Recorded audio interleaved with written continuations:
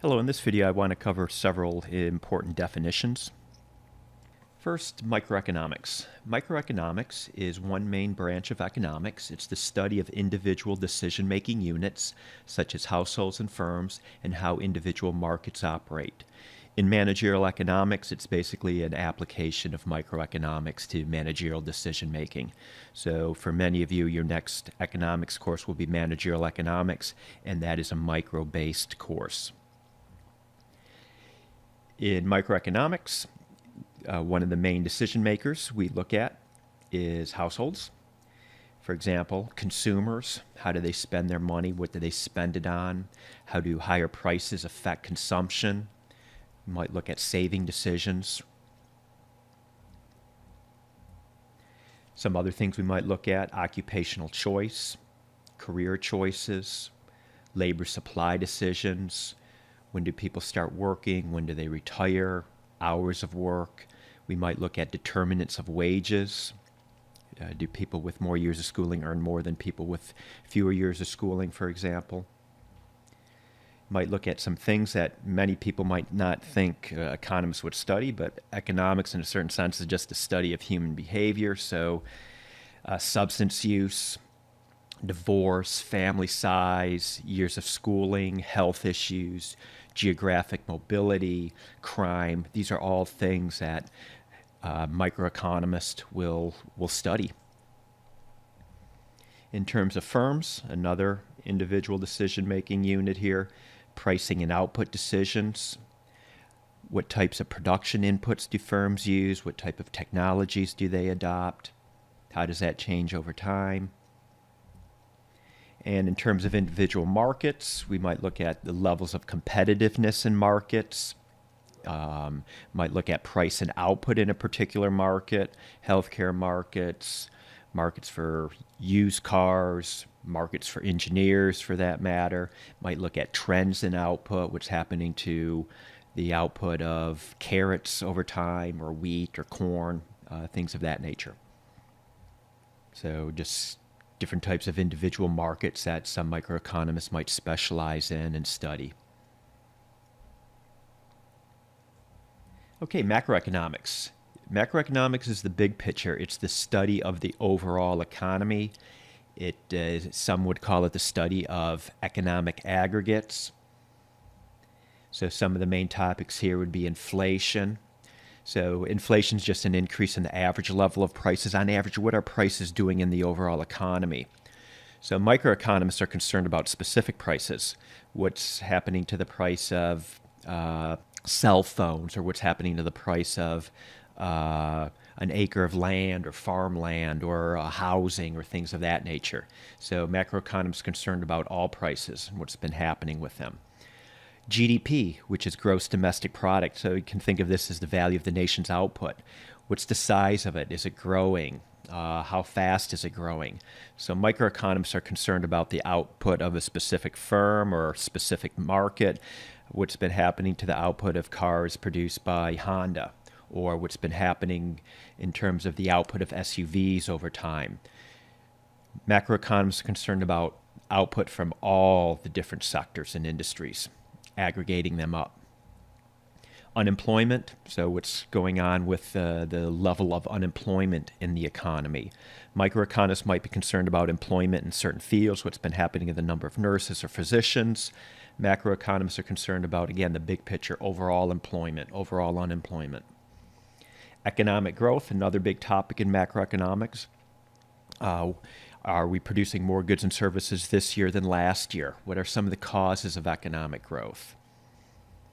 Business cycles and recessions, big topic in macroeconomics.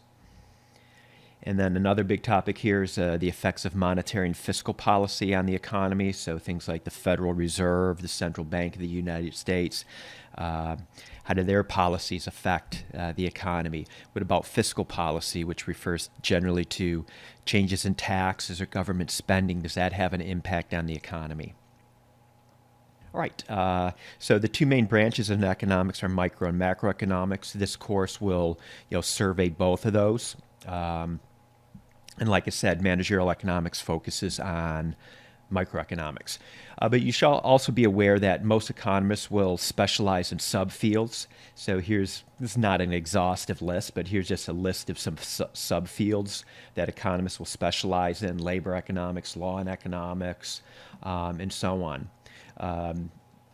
At CHIP here, we offer many upper-level economics courses in some of these areas: labor economics, sports economics, health economics, environmental economics. I think I left that off the list. So there are many subfields in economics. So it's a very, very broad discipline. All right, the final two things I want to talk about is positive statements versus normative statements. So a positive statement is a statement about what is. It is void of any reference to whether something's good, bad, moral, immoral, fair, unfair, or this should be changed. So as the price of gasoline increases, people buy less gas. So that's a statement about what is. I'm not saying whether this is good, bad, fair, unfair. It's just this is how the markets work and people respond to price increases. COVID is spread through the air. Again, it's just a statement about what is. I'm not saying whether this is good or bad or anything of that nature. It's just, well, this is what we think is the case with COVID. The inflation rate is less than 2%. Okay, I'm not saying this is good, bad, too high, this should be changed. It's just this is what's going on right now with the inflation rate in the economy. Birth control pills lead to increased premarital sex. Again, it's a statement about what is. I'm not saying that we should ban birth control pills or birth control pills are great. It's just what is. This is how people respond to incentives. An increase in the minimum wage reduces the employment of low-skilled workers. So it's just, again, it's a statement of what is. Presumably these statements can be tested scientifically with data, running experiments, and so on. A normative statement is the opposite. It is a statement about how things should be. It is a prescriptive statement about how the world should be. So this is going to be filled then with, it's going to be influenced by your ideology, your value judgments, but these statements cannot be tested by using data alone. So the rich don't pay their fair share of taxes. So you're making a value judgment on, what is fair, what is unfair, what is too much, what is not too much.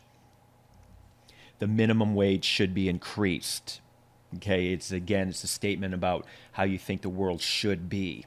We should keep schools closed until children are vaccinated against COVID. Again, this is a value judgment. You can't test this with data alone. So a lot of economics is positive. We're just trying to describe the world, trying to describe relationships between economic variables. The price of gas goes up, for example, people buy less gas.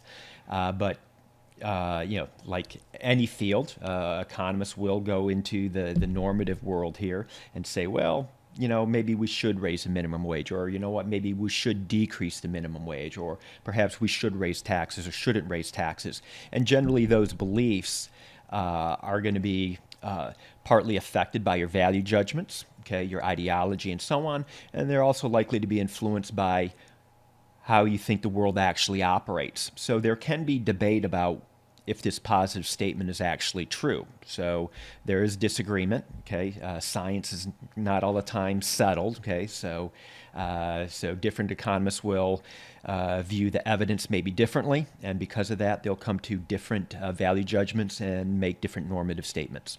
All right, that's it. I'll stop here.